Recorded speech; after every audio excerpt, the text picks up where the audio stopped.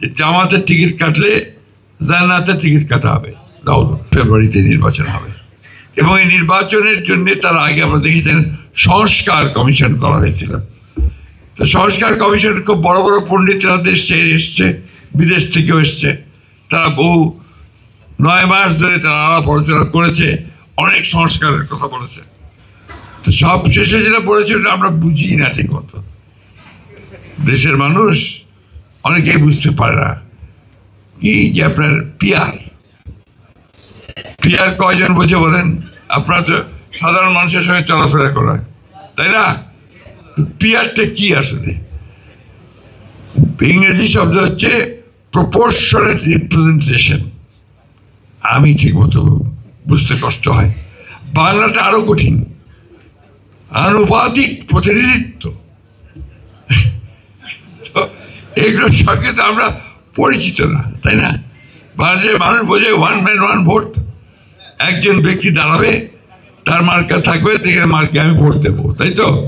এটাই আমরা সব সময় সেই আদিকাল থেকে দেখে আসছি। এখন আপনি এটাকে পরিবর্তন করবেন, তার জন্য আবার গণভোট করবেন। গণভোটে থাকবে আবার হ্যাঁ না। এখন গণভোটে নাকি 4টা প্রশ্ন থাকবে, 4টা প্রশ্ন একটা গণভোটের ব্যালটে। এটা মানুষ কিছু এখন পর্যন্ত বুঝতেই পারছে না, কেউ বুঝতে পারছে না, শেষ দিন পর্যন্ত বুঝতেও পারবে না। দেখবেন শেষ দিন পর্যন্ত কেউ বুঝতেও পারবে না। আমি ওনাদের সঙ্গে যখন আলাপ করছিলাম, আমি বললাম যে আপনারা এইভাবে জিনিসগুলোকে আনলেন কেন? আপনারা এমনভাবে আনেন যেন মানুষ আস্তে আস্তে ধাতস্থ হতে পারে। পরিবর্তন তো আমরা চেয়েছি। বিএনপি আমরা 2016 সালে দেশনেত্রী বেগম খালেদা জিয়া প্রথম তিনি ভিশন 2030 দিয়েছিলেন, অর্থাৎ 2020 সালে 30 সালে কিভাবে দেশ চলবে সে সম্পর্কে তিনি ধারণা দিয়েছিলেন। সেখানে কিন্তু এখন যে দ্বিকক্ষ বিশিষ্ট পার্লামেন্ট, এটার প্রস্তাব তিনি তখনই দিয়েছিলেন। এবং প্রধানমন্ত্রীর 2 বারের বেশি হওয়া উচিত না তার টার্ম, সেটাও তিনি দিয়েছিলেন। এরপরে 2023 সালে আমরা প্রথমে 27 দফা, পরে অন্যান্য দলগুলোর সঙ্গে আলাপ করে আমরা 31 দফা কর্মসূচি দিয়েছি। ওখানে তো সংস্কারে সব কিছু আছে, সব কিছু বলা আছে। সুতরাং আমরা সংস্কার চাই, সংস্কার চেয়েছি এবং আপনারা দেখেছেন আমরা সব স্বাক্ষর করেছি, তাই না? দেখেছেন তো? এখন দেখা গেল ফাইনালি যখন আপনার সেই সুপারিশগুলো আসলো, তার মধ্যে অনেকগুলো বিষয় আছে যেগুলো আমরা সই করি নাই। অর্থাৎ এখানে একটা বলা যেতে পারে যে ওই কমিশন সঠিক কাজটা করে নাই।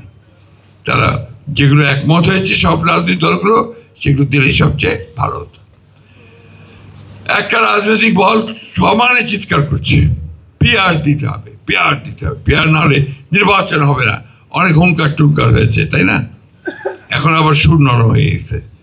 এখন দেখা যাচ্ছে নির্বাচনের জন্য সব চতুর্দিকে দৌড় ডাকডোল চলছে, তাই তো?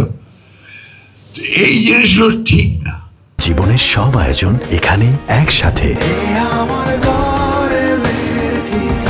মানুষকে যেটা বলবেন সেটা সঠিকভাবে যাওয়া উচিত, কিন্তু মানুষকে বোকা বানিয়ে ভুল পথে পরিচালিত করা আমার মনে হয় না। আপনারা সবাই আলেমুলেমারা আছেন, এটা ইসলাম আমাদেরকে কোথাও বলেছে, এটা আমার জানা নাই। এই যে কিছুক্ষণ আগে একজন বললেন যে জামাতের টিকিট কাটলে জান্নাতের টিকিট কাটা হবে, কোথায় আছে আমাকে বলুক, তারা দেখিয়ে দিক কোথায় আছে। এবং এটা ঠিক না, ধর্মকে ব্যবহার করে রাজনৈতিক ফায়দা নিয়ে নেওয়া, এটা কখনোই আপনার ইসলাম এই কথা বলে না। এই কথাগুলো আমি এই জন্যই বলছি, যেগুলো সমস্যা হয়ে দাঁড়িয়েছে কথাগুলো বলছে সবাই। এই কথাগুলো আজকে জনগণের সামনে আসা উচিত, বেশি করে আসা উচিত। সবচেয়ে বড় কথা হচ্ছে যে এই মহলটি তারা কিন্তু আপনার রাজনৈতিক অঙ্গনে দাঁড়াতে পারছিল না। আমাদের শহীদ প্রেসিডেন্ট জিয়া রহমান সাহেব তাদেরকে সুযোগ করে দেন রাজনৈতিক অঙ্গনে আসার। আইডিয়ার নামে প্রথম এসেছিল, মনে আছে ইসলামিক ডেমোক্রেটিক লীগ। তারপরে তারা কাজ করেছেন, আমাদের সঙ্গেও কাজ করেছেন, আমরাও তাদেরকে নিয়ে কাজ করেছি। কিন্তু দুর্ভাগ্যক্রমে গত 10 বছর কিন্তু আমরা তাদের এই ফ্যাসিস্ট হাসিনাকে পরাজিত করবার জন্য ভিজিবল দৃশ্যমান কোনো কাজ দেখিনি। ঢাকা বিশ্ববিদ্যালয়ের নির্বাচনে শুনতে পাই ছাত্রলীগের মধ্যে তারা ঢুকেছিল, শুনেছি, আমরা জানা নেই আমার, অর্থাৎ ছাত্রলীগ সেজে তারা সেখানে ছিল। এই ধরনের কাজ তো আমরা করতে পারি না। আমরা সরাসরি সামনাসামনি লড়াই করেছি।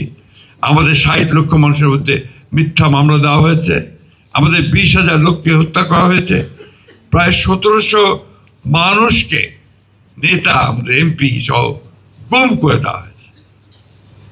আমরা 200, 300, 400 মামলা নিয়ে আছি। আমাদের 11 বার জেলে গেছি। কিন্তু আমরা একটা বিষয় আমরা চাচ্ছি যে আমরা একটা গণতান্ত্রিক রাষ্ট্র চাই। দেশনেত্রী বেগম খালেদা জিয়া 6 বছর তাকে কারাগারে রাখা হয়েছে। আমাদের নেতা তারেক রহমান সাহেব এখনো পর্যন্ত দেশে ফিরতে পারেনি।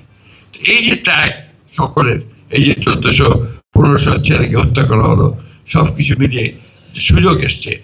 আসুন আমরা সবাই মিলে অন্তত এই জায়গাতে আমরা ঐক্যবদ্ধ হই যে একটা সুন্দর সুষ্ঠু নির্বাচন সকলের অংশগ্রহণের মধ্য দিয়ে গ্রহণযোগ্য একটা নির্বাচন করে আমরা একটা গণতান্ত্রিক সরকার, গণতান্ত্রিক পার্লামেন্ট গঠন করি, যার মধ্য দিয়ে আমরা আমাদের সমস্ত সমস্যাগুলোকে তুলে ধরতে পারবো।